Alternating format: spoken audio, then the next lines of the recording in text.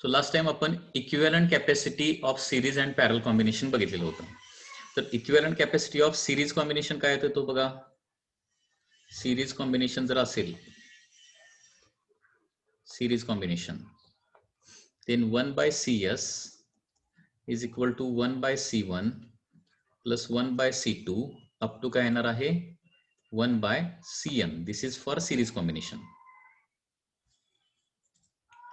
आणि parallel combination जे आहे, पॅरलल कॉम्बिनेशन, त्याला फॉर्म्युला होता Cp is equal to C1 plus C2 plus C3 up to Cn.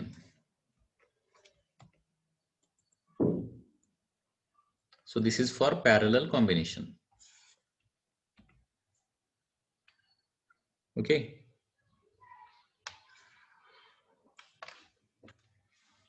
तर अशा प्रकारे हे सिरीज आणि पॅरल कॉम्बिनेशनचे फॉर्म्युले आहेत. आता एक एक्झाम्पल याच्यावर बघूया आपण. टेक्स्ट बुक मधलं एक एक्झाम्पल आहे.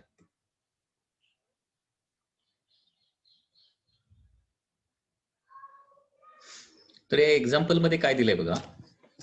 When 10⁸ electrons are transferred from one conductor to another, the potential difference of 10 volt appears between the conductors. Find the capacitance of the two conductors. आता कॅपॅसिटीचा फॉर्म्युला काय आहे, C is equal to Q by V आहे.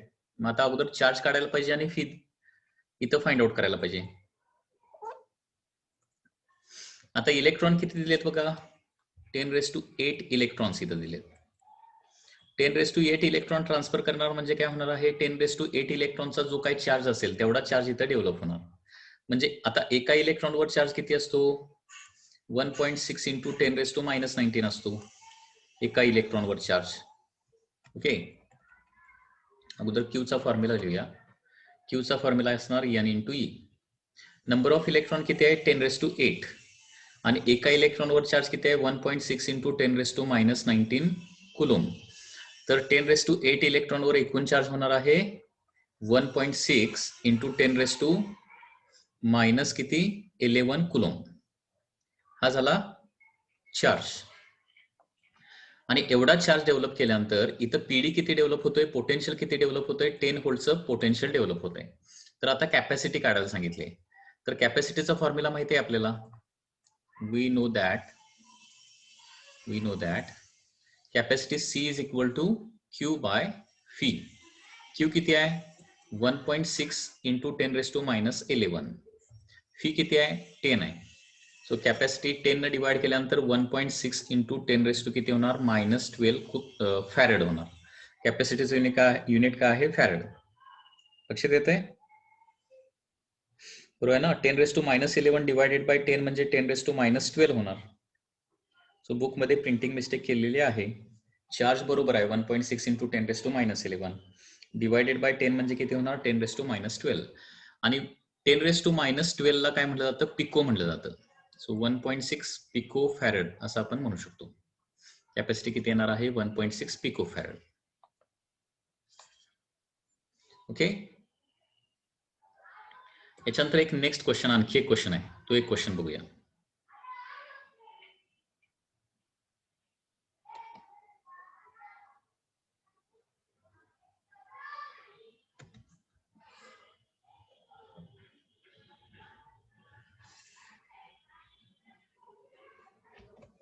Question is like this. This is 8.16 number question.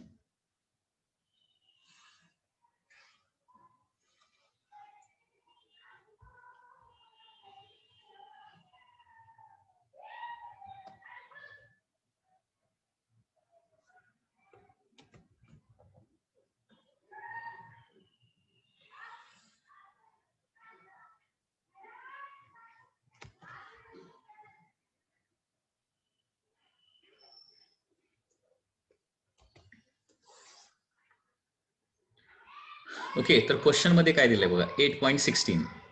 From a figure given below find the value of capacitance C if the equivalent capacitance between A and B is 1 microfarad. म्हणजे A आणि B मधली equivalent किती दिले 1 microfarad दिले. All other capacitors are in microfarad. म्हणजे याच्यामधलं कुठलं unknown कुठलं आहे बघा, हे सी माहिती नाही, बाकी सगळे माहिती आहेत. म्हणजे हा C1 आहे 8, C2 आहे 4, त्याच्यानंतर C3 1 आहे, C4 4 मायक्रोफॅरेड आहे, C5 देखील 4 मायक्रोफॅरेड आहे, आणि ए आणि बी च्या मध्ये इक्विव्हॅलंट किती आहे? इक्विव्हॅलंट दिलाय 1 मायक्रोफॅरेड ए आणि बी च्या मध्ये टोटल. तर मग हा सी किती असेल? आता हे जे सर्किट जे आहे ना, ते आपल्याला काय करावं लागेल? सिम्प्लिफाय करत जावं लागणार आहे.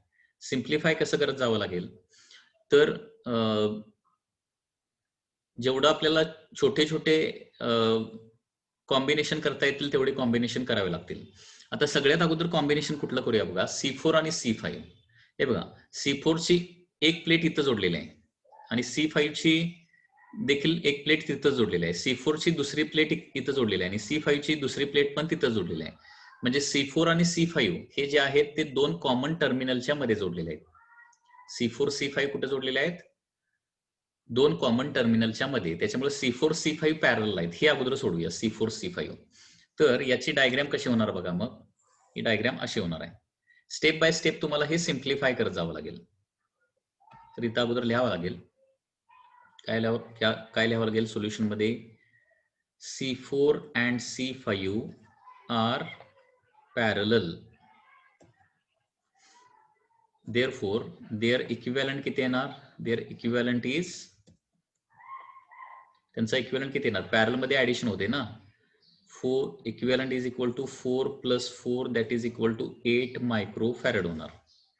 मग आता काय करू शकतो? त्या दोघांना मी काढून टाकू शकतो. ओके, त्या दोघांना काढून टाकायचं आणि त्याच्याऐवजी काय ठेवायचा? एकच कॅपॅसिटर ठेवायचा. म्हणजे हा काढून टाकतो इथं आणि याला काय म्हणतो? CS1 असं म्हणतो. CS1. their equivalent is CP1.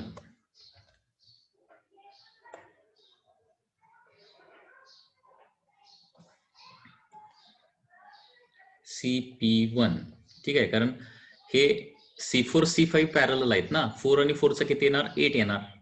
त्याला CP1 म्हणतो. इथं CP1 म्हणणार मी, कारण पहिलं कॉम्बिनेशन पॅरल कॉम्बिनेशन आहे आणि त्याचा 8 मायक्रोफॅरेड येणार आहे. ठीक आहे. आता पुढे आपल्याला सॉल्व्ह करायचं आहे. म्हणजे बोर्ड एक्झाम मध्ये सोडवत असताना स्टेप बाय स्टेप सॉल्व्ह करावं लागेल. नेक्स्ट आता परत आता बघा, C1 हा कुठला आहे? C3 आहे. C3 हा C3 आहे आणि CP1 हे सिरीज मध्ये आहेत. बरोबर आहे ना. C3 आणि CP1 सिरीज मध्ये आहेत आणि C1 C2 देखील वन आफ्टर अनदर जोडलेत. हे पण सिरीज मध्ये आहेत. ठीक आहे. मग C3 आणि CP1 चा इक्विव्हॅलंट काढूया आणि C1 C2 चा देखील इक्विव्हॅलंट काढूया.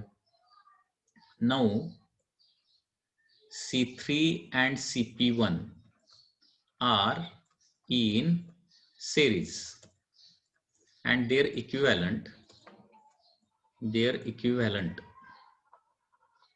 कसं काढणार? 1/CS1 म्हणूया त्या दोघांचा इक्विव्हॅलंट. C3 आणि CP1 चा equivalent 1/CS1 is equal to 1/C3 plus 1/CP1 येणार. ठीक आहे. सो 1/C3 म्हणजे किती आहे? 1 आहे. प्लस 1/CP1 म्हणजे किती आहे? 1/8. म्हणजे क्रॉस मल्टिप्लिकेशन केलं, 8 1 जार 8, 1 × 1 1 डिवायडेड बाय 8 × 1 8. हे किती येणार आहे? 9/8 येणार. म्हणजे CS1 किती आला? रेसिप्रोकल आता घ्यावं लागेल. 8/9 मायक्रोफॅरेड येणार. 8/9 मायक्रोफॅरेड हा झाला CS1. म्हणजे C3 आणि CP1 ऐवजी काय ठेवू शकतो मी? आता CS1 फक्त ठेवू शकतो, एकच दोघांच्या ऐवजी. आता याच्यानंतर C1 आणि C2 जे आहेत ते देखील सिरीज मध्ये आहेत. हा C1 इथं आहे आणि C2 इथं आहे. Also C1 and C2 are in series and their equivalent काढूया आता. their equivalent 1/CS2 म्हणूया त्याला, कारण एक सिरीज कॉम्बिनेशन काढलेला आहे. 1/CS2 is equal to 1/C1 plus 1/C2 म्हणूया. 1/C1 किती आहे? 1/8 प्लस 1/C2 म्हणजे 1/4. क्रॉस मल्टिप्लिकेशन पुन्हा एकदा करूया. 4 × 1 4 plus 8 × 1 8 divided by 8 × 4 32. Cross multiplication solve करा फास्ट. 8 4 1 जार 4, 8 1 जार 8, म्हणजे 4 + 8 न्यूमरेटरला येणार आणि डिनॉमिनेटरला 8 × 4 म्हणजे 32. So 8 + 4 12 divided by 32. परत याला 4 न डिवाइड करतो. 4 3 जार 12, 4 8 जार 32, म्हणजे CS2 ची व्हॅल्यू किती येणार आहे? 8/3 मायक्रोफॅरेड येणार. 8/3 मायक्रोफॅरेड. आता काय करणार, C3 आणि CP1 याच्याऐवजी काय ठेवणार मी? CS1 एकच ठेवणार आणि C1 C2 च्या ऐवजी एकच काय ठेवणार मी? CS2 ठेवणार. ठीक आहे. मग आता नवीन सर्किट कसं होणार बघा, या पद्धतीने होईल. New circuit will become like this now. म्हणजे इथला हा काढून टाकतो आणि दोघांच्या ऐवजी आता एकच ठेवणार मी.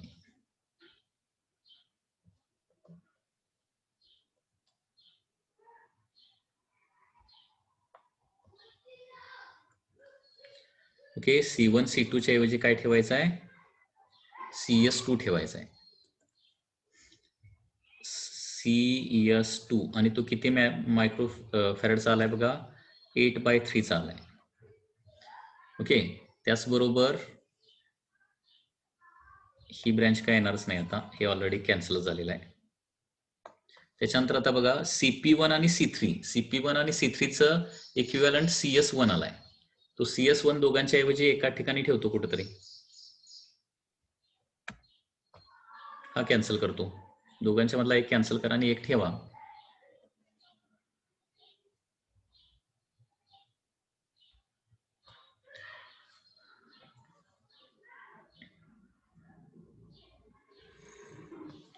ओके, तर हा किती येणार बघा आता?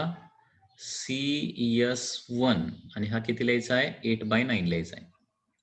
आता बघा CS1 आणि CS2 हे दोन कॉमन टर्मिनलच्या मध्ये जोडलेले आहेत. CS1चं एक एंड जिथं जोडलंय ना तिथंच CS2चं एक एंड जोडलेलं आहे आणि CS1चं दुसरं एंड जिथं जोडलंय ना तिथंच CS2चं दुसरं एंड जोडलंय. म्हणजे कॉमन टर्मिनलच्या मध्ये जर दोन कॉमन पॉइंटच्या मध्ये कॅपॅसिटर दिसले की त्याला पॅरलल म्हणायचं. म्हणजे आता CS1 आणि CS2 कसे आहेत? पॅरल मध्ये.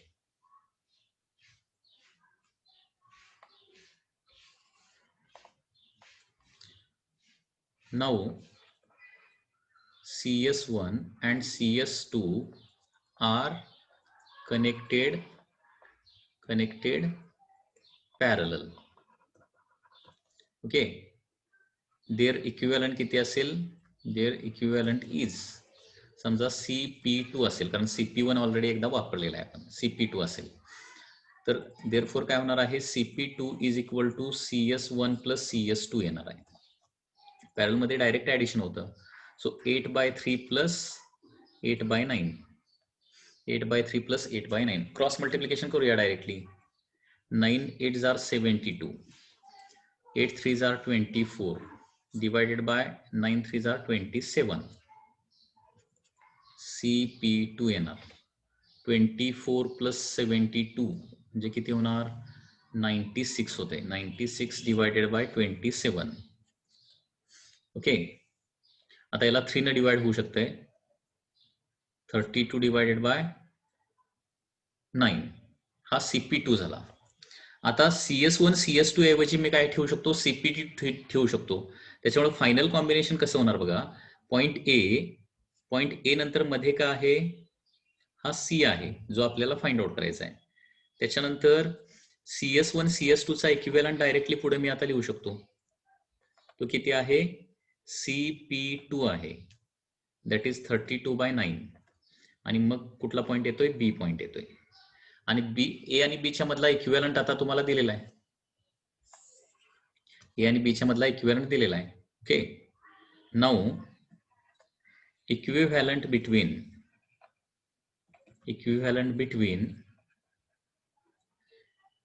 ए and B, that is C equivalent is equal to काय येणार आहे? Sorry, now equivalent between A and B is काय असेल? C इक्विव्हॅलंट सपोज असेल. आता हे सिरीज मध्ये दिसायला लागलेत ना. सो देअरफॉर काय होणार आहे? 1/C equivalent is equal to 1/C plus 1/CP2. Okay, मग आता क्वेश्चन मध्ये काय दिलंय? सगळ्या सर्किटचा इक्विव्हॅलंट 1 आहे असं सांगितलंय आणि त्याच्यावरून C काढायला सांगितलंय. ए आणि बी च्या मध्ये इक्विव्हॅलंट किती आहे टोटल? क्वेश्चन मध्ये बघा इथं दिलंय From the figure given below, find the value of capacitance C if equivalent capacitance between A and B is 1 microfarad. A आणि B मध्ये 1 microfarad आहे. त्याच्यामुळे इथं काय होणार बघा, देअरफॉर 1 डिवायडेड बाय इक्विव्हॅलंट दिलाय संपूर्ण सर्किटचा 1 divided by 1 by C find out करायचा आहे, प्लस 1 बाय CP2 म्हणजे 1 बाय CP2 म्हणजे 9 बाय 32 लिहायला पाहिजे, कारण CP2 किती आहे 32 बाय 9, त्याचा रेसिप्रोकल 9 बाय 32. आता हे LHS ला नेतो, so therefore 1 by 1 minus 9 by 32 is equal to 1 by C. पुन्हा क्रॉस मल्टिप्लिकेशन करूया, 32 into 1 32 minus 1 into 9 9 divided by 32 into 1 32 is equal to 1 by C. ठीक आहे, 32 minus 9 म्हणजे किती होणार आहे 23 होणार, 23 by 32 is equal to 1 by C. ठीक आहे, and therefore C ची व्हॅल्यू येणार आहे C is equal to 32 divided by 23 microfarad. Okay, that is the final answer. 32 by 23.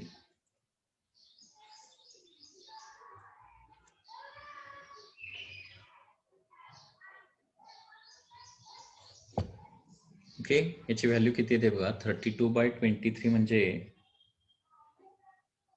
32 bye 23 म्हणजे येते 1.39.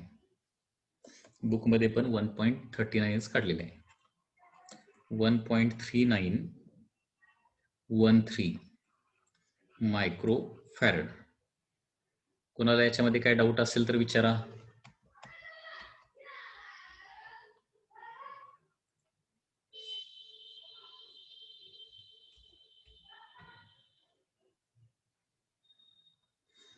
.3913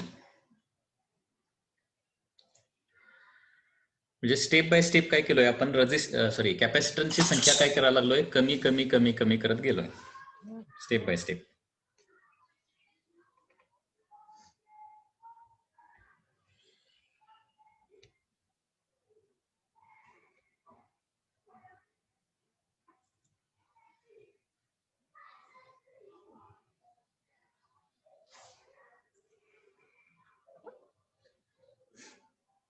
सो अशा प्रकारे कुठलंही कॉम्बिनेशन आलं तर तुम्हाला या पद्धतीने काय करावं लागेल, ते सोडवावं लागणार आहे.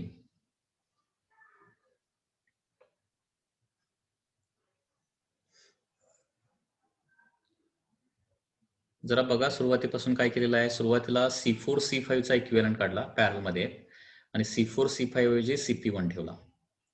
त्याच्यानंतर CP1 आणि C3 सिरीज मध्ये आहेत, C1 C2 सिरीज मध्ये, त्या दोघांचा इक्विव्हॅलंट काढला, दोघांच्या ऐवजी एक एक ठेवला, ते CS1 CS2 झाले. आणि CS1 CS2 जे आहेत ते पॅरल मध्ये परत येतात, पॅरल मध्ये, आणि पॅरल मध्ये आल्यामुळे त्यांची परत ऍडिशन केली, तो आला CP2.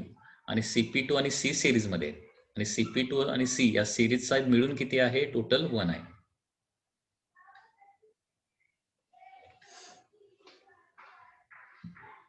Any doubt in this case?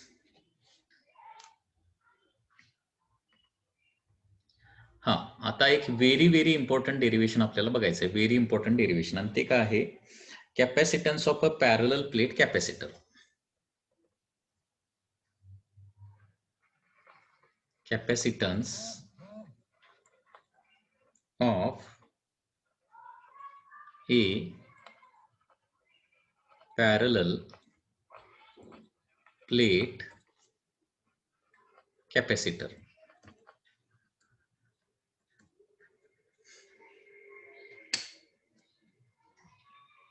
Capacitance of A parallel plate capacitor, म्हणजे हा जो क्वेश्चन आहे तो खूप इम्पॉर्टंट आहे आणि खूप इझी पण आहे. हा बोर्ड एक्झामला अनेक वेळा रिपीट होतोय. Capacitance of A parallel plate capacitor सुरुवातीला विदाउट डायइलेक्ट्रिक. दोन डेरिवेशन आहेत, एक विथ डायइलेक्ट्रिक आणि विदाउट डायइलेक्ट्रिक.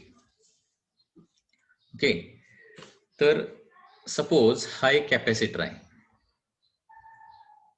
एक मोठा कॅपॅसिटर काढतोय,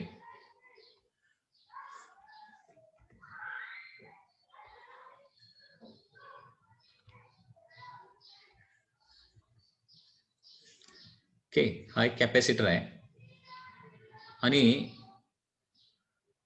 त्याच्यात दोन पॅरलल प्लेट आहेत. पॅरल प्लेट कॅपॅसिटर म्हणजे काय? कॅपॅसिटरच्या अगोदर टाइप्स बघायला पाहिजे. जस्ट अ मिनिट, अगोदर टाइप्स बघूया आणि नंतर कॅपॅसिटन्स ऑफ पॅरल प्लेट कॅपॅसिटर बघूया.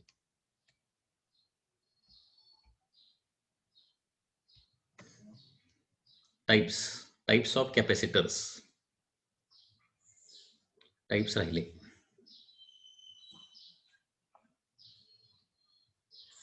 So different types of capacitors are there.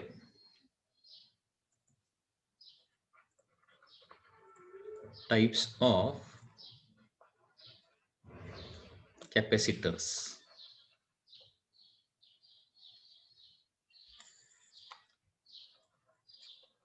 तर त्याच्यामध्ये फर्स्ट आहे that is parallel plate capacitor. Okay, तर पॅरलल प्लेट कॅपॅसिटर मध्ये काय असतं, तर दोन पॅरलल प्लेट असणार आहेत. म्हणजे like this is the first plate, this is the second plate. याच्यामधली एक जी प्लेट आहे ती चार्ज स्टोअर करण्यासाठी वापरली जाते, तर दुसरी प्लेट जी आहे ती काय केलेली असते, अर्थला कनेक्ट केलेली असते. Okay, this is use to store the charge, plus plus plus, आणि अर्थला जे कनेक्टेड केलेले आहे त्याच्या लेफ्ट हँड साइडला चार्ज असतो निगेटिव्ह. ओके, बघा, parallel plate capacitor consist of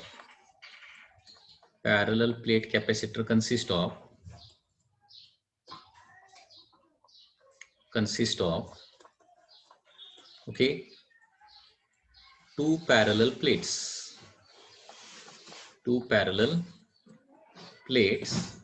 पॅरल प्लेट कॅपॅसिटर मध्ये दोन पॅरलल प्लेट्स असतात. ओके, तर त्याच्यामध्ये काय केलेलं आहे, one is used to store charge, one is used to store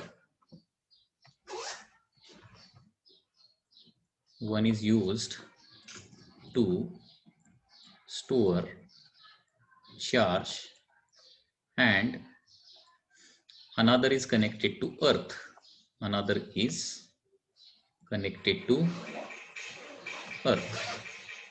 तर याला काय म्हणायचं, पॅरलल प्लेट कॅपॅसिटर. ठीक आहे. सेकंड कॅपॅसिटर जो आहे that is spherical capacitor. Second is the spherical capacitor.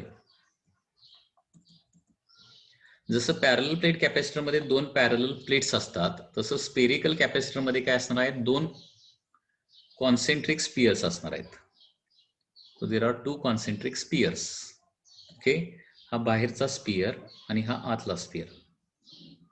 आणखी एक सांगायचं राहिलं, पॅरल प्लेट कॅपॅसिटर मध्ये त्या दोन प्लेट्सच्या मध्ये, ओके, या दोन प्लेट्सच्या मध्ये काय केलेलं असतं, डायइलेक्ट्रिक मटेरियल भरलेलं असतं. Dielectric material is filled between two plates. म्हणजे डायइलेक्ट्रिक मटेरियल भरल्यानंतर काय होते, कॅपॅसिटी वाढते. स्पेस बिटवीन प्लेट्स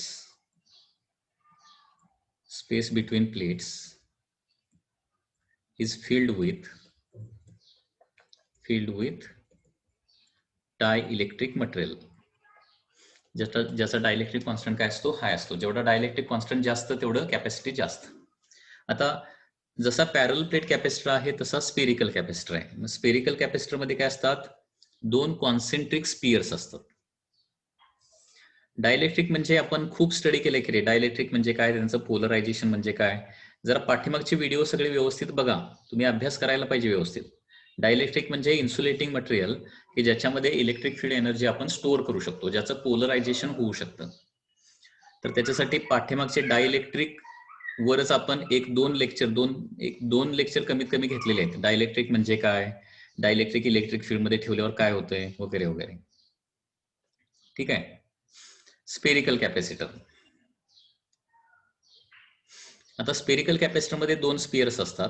ओके, तर त्याच्यामधला इनसाइड स्पियर जो आहे तो जनरली काय केला जातो, चार्ज स्टोअर करण्यासाठी वापरला जातो. Inside sphere is use to store the charge and outside sphere is connected to the earth. Okay, and once again काय केलेलं असणार बघा, स्पेस बिटवीन टू स्पियर्स, दोन स्पियरच्या मधली जी स्पेस आहे ती काय केलेली असणार आहे, डायइलेक्ट्रिक मटेरियलनं भरलेली असणार आहे. ओके, तो हाच पार्ट परत इथे येणार आहे. Okay, spherical capacitor consist of, कारण कॅपॅसिटर म्हटलं की दोन कंडक्टर आले पाहिजेत. Spherical capacitor consists of two concentric spheres. Two concentric spheres.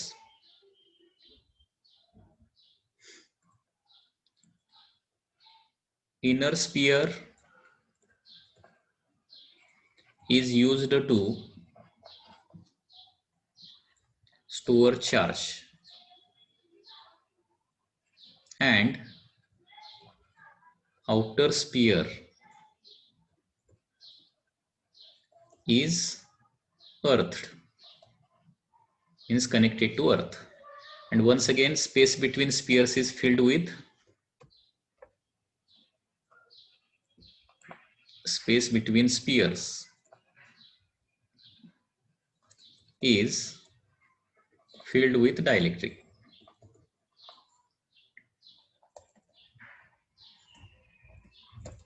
Okay, हा झाला स्पेरिकल कॅपॅसिटर. याच्यामध्ये कुणाला काय डाऊट असेल तर विचारा.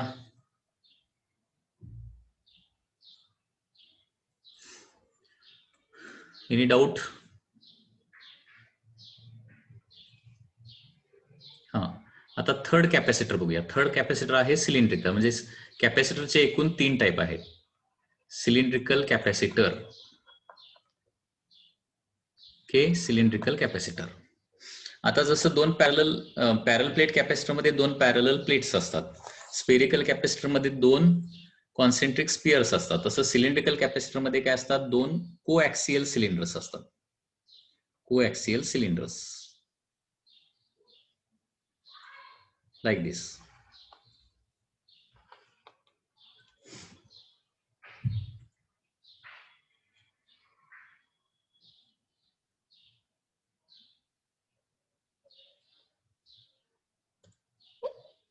This is the one cylinder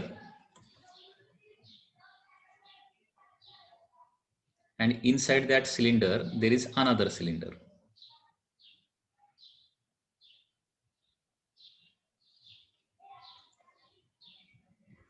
दोघांचा ऍक्सिस काय असणार आहे, एक्झॅक्टली सेम असणार आहे. Okay, and once again space between 2 cylinders is filled with dielectric material. So once again त्याच्यातला इनसाइड सिलेंडर जो आहे तो चार्ज स्टोअर करण्यासाठी वापरला जातो, आणि आउटसाइड सिलेंडर जो आहे तो काय असणार आहे, outside cylinder is connected to अर्थ.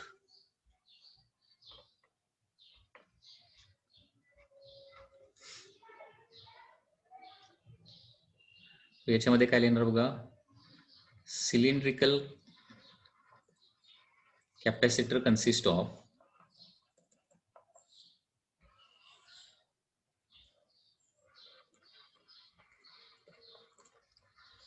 टू कोॲक्सियल, म्हणजे दोघांचा axis same, coaxial cylinders,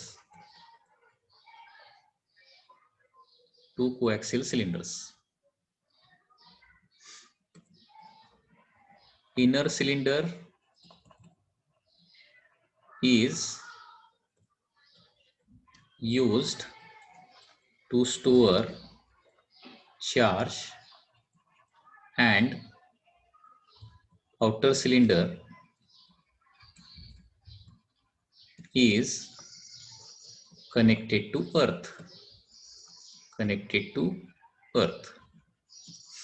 Okay, and once again space between cylinders is filled with dielectric material. Space between cylinders is filled with dielectric material.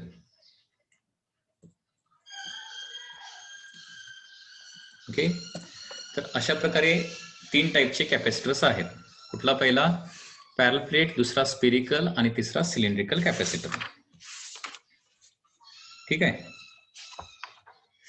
तर हा कॅपॅसिटरचा part आहे. Next लेक्चरला काय करूया, capacity of पॅरल plate capacitor जे आहे, कॅपॅसिटी ऑफ पॅरल plate capacitor आपण स्टडी करायचा आहे.